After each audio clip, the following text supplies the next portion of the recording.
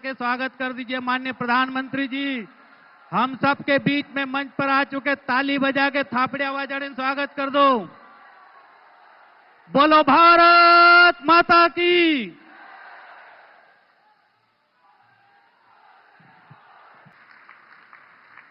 और आपके वोट की ताकत देखिए।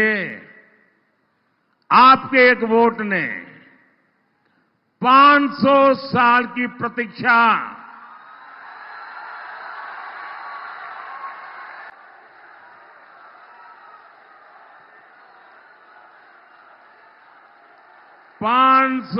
साल की प्रतीक्षा खत्म करके भगवान राम का भव्य मंदिर बना दिया।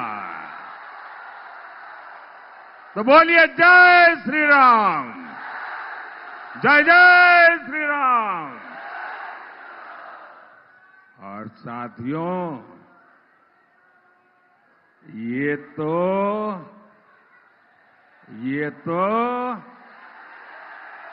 ट्रेलर है, ट्रेलर। अभी तो बहुत कुछ करना है। कि इंडी वालों के लिए कहावत फिट बैठती है, अपना काम बनता, अपना काम बनता। भाड़ में जाए, भाड़ में जाए, ये कौन कहता है? ये आदत किसकी है? अब जिनके लिए आपको इतनी कहावत मालूम है, तो फिर आप इनके लिए क्या सोचेंगे भाई? आपको ये तय करना है कि भारत में वोट जिहाद चलेगा या राम राज्य चलेगा।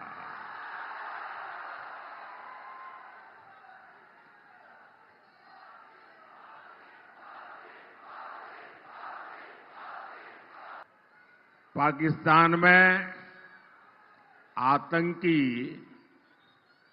भारत के खिलाफ जिहाद की धमकी दे रहे हैं और यहां के कांग्रेस के लोगों ने भी घोषणा कर दी है, मोदी के खिलाफ वोट जिहाद करो। यानी मोदी के खिलाफ एक खास धर्म के लोगों को एकजुट होकर वोट करने को कहा जा रहा है। सोचिए, कांग्रेस किस स्तर पर उतर आई है। हताशा, निराशा ने कांग्रेस को कहां ले जाकर के पटका है। आप मुझे बताइए, क्या वोट जिहाद आपको मंजूर है? क्या लोकतंत्र में ये बात चल सकती है? क्या भारत का संविधान ऐसी जिहाद के लिए अनुमति देता है? साथियों, इसलिए ही तो लोग कहते हैं, कांग्रेस का हाथ, कांग्रेस का हाथ, कांग्रेस का हाथ। अब मैं तो नहीं बोल रहा हूं, आप बोल रहे हैं। भाई मीडिया वाले देखना, मैं नहीं बोला हूं। मेरे गले मत बढ़ दे रहा। इनको लगता है कि पाकिस्तान प्रेम दिखाकर ये अपनी वोट बैंक की राजनीति मजबूत कर लेंगे। लेकिन मैं जानता हूं, इनकी जमानत तक बचनी मुश्किल है। भाई और बहनों, कांग्रेस की नजर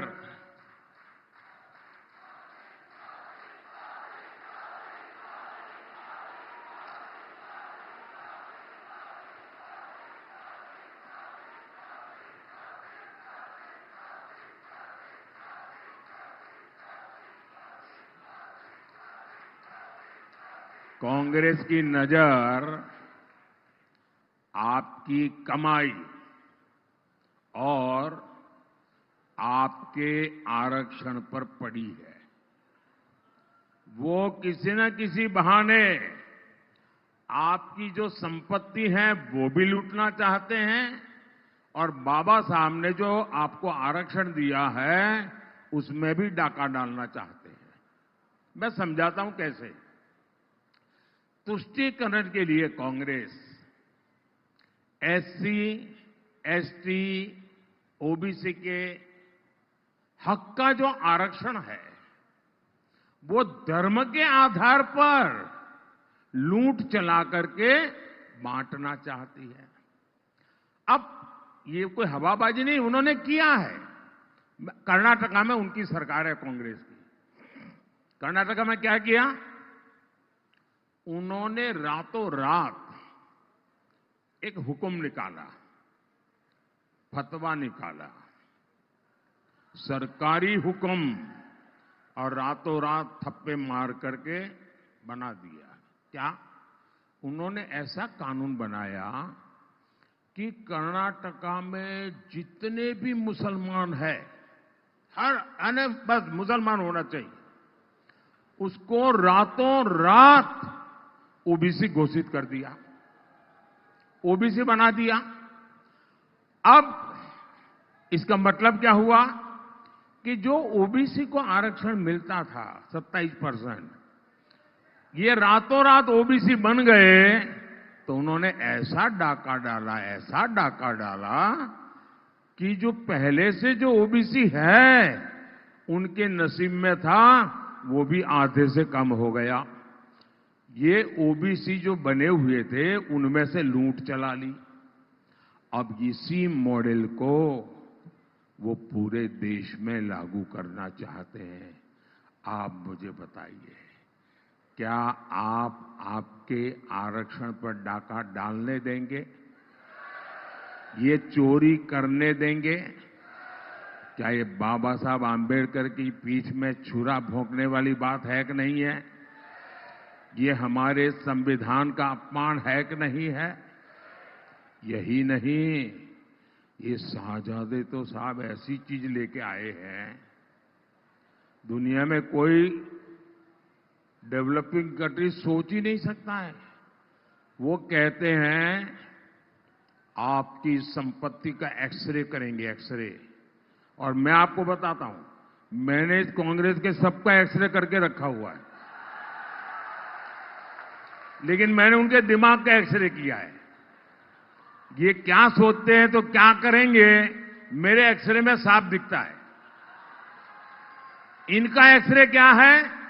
वो आपके लॉकर का एक्सरे करेंगे, आपके बैंक के खाते का एक्सरे करेंगे, आपके घर में गहने कितने हैं, सोना कितना है, चांदी कितनी है, आपके यहां बहू शादी करके आई तो क्या लेकर के आई थी, आपकी पत्नी शादी में क्या लेकर के आई थी, आपके घर कितने, खेत कितने, इन सारों का वो सर्वे करेंगे। और वो कहते हैं, खुल करके कहते हैं।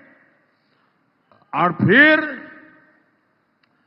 आपकी जरूरत से जितना ज्यादा है, अगर आपके पास 10 एकड़ भूमि है तो 5 एकड़ गई। अगर 2 साइकिल है तो 1 गई। अगर आपका मंगलसूत्र है तो गया। ये खेल खेलने वाले हैं। और क्यों? तो ये जो संपत्ति आपसे ले लेंगे वो अपनी वोट बैंक को बांटना चाहते हैं। भाइयों बहनों, आप, हमारे देश में हर मां बाप बच्चों के लिए कुछ न कुछ बचाता है। उसके मन में रहता है कि जाने के बाद बच्चों के लिए कुछ छोड़ करके जाऊं दुनिया से। अब ये कहते हैं कि आपके मां बाप ने जो बचाया है वो सारा का सारा उनके बेटे बेटियों को नहीं मिलेगा, उस पर आधे से ज्यादा टैक्स लगेगा और आधे से ज्यादा सरकार छूने लगी। मुझे बताइए, क्या भारत जैसे देश में आप अपनी संपत्ति लूटने देंगे क्या? क्या आप अपनी संपत्ति बचाना चाहते हैं? आप अपनी संपत्ति अपने वारिस को देना चाहते हैं? तो आपको कौन बचाएगा? कौन बचाएगा? कौन बचाएगा आपको? कौन बचाएगा आपको? कौन बचाएगा आपको? मोदी नहीं, आपका एक वोट बचाएगा। आपका एक वोट बचाएगा। आप मोदी को वोट देकर के मजबूत बनाइए, मोदी आपके लिए लड़ता रहेगा। साथियों, मोदी ने इसका भंडाफोड़ कर दिया, इनका नकाब उतार दिया, उनका हिडन एजेंडा देशवासियों के मैं सामने खोल करके रख दिया। तो अब वो हड़बड़ी में है, गालियां दे रहे हैं, गालियां दे रहे हैं, नई नई गालियां दे रहे हैं। पूरी डिक्शनरी खाली कर दी गालियां देते देते। साथियों, हमारा आदिवासी समाज हमारी संस्कृति, हमारी आजादी का सबसे बड़ा रक्षक रहा है। आदिवासी समाज ने ही राजकुमार, अयोध्या से एक राजकुमार निकले थे। 14 साल के बाद अयोध्या से निकला हुआ राजकुमार जब वापिस गया तो पूर्ण पुरुषोत्तम राम बन गया। एक राजकुमार को राम किसने बनाया? एक राजकुमार को राम बनाया मेरे आदिवासी भाई बहनों ने। आप पूरी रामायण पढ़िए, उनके साथ केवट, निषाद यही लोग थे 14 साल। एक राजकुमार को ये आदिवासी प्रभु राम बना सकते हैं भाइयों बहनों, और इसलिए मैं आदिवासियों की पूजा करता हूं। टंटिया भील और भीमा नाइक की राजभक्ति की परंपरा हमारे यहां रही है। इस समृद्ध आदिवासी योगदान को कांग्रेस ने 60 सालों में आगे आने नहीं दिया। आपने अपने इस सेवक को दिल्ली भेजा। हमने भगवान बिरसा मुंडा के जन्म दिवस को जनजातीय गौरव दिवस घोषित किया। हम देश भर में आदिवासी सेनानियों से जुड़े म्यूजियम बना रहे हैं। निमाड़ में क्रांति सूर्य टंटिया भील विश्वविद्यालय बनाया जा रहा है। ऐसे ही यहां अनेक संस्थानों के नाम राजा शंकर शाह के नाम पर है, रानी कमलापति के नाम पर है, जननायक टंटिया भील के नाम पर है, भगवान बिरसा मुंडा के नाम पर है और राजा हृदय शाह के नाम पर रखे गए हैं। साथियों, भाजपा हर घर और हर खेत तक पानी पहुंचाने के लिए प्रतिबद्ध है। खरगोन में जिरन्या उद्वहन सिंचाई योजना पर काम चल रहा है। बिस्टान उद्वहन योजना सिंचाई योजना का लोकार्पण हो चुका है। यहां मेडिकल कॉलेज का निर्माण हो रहा है।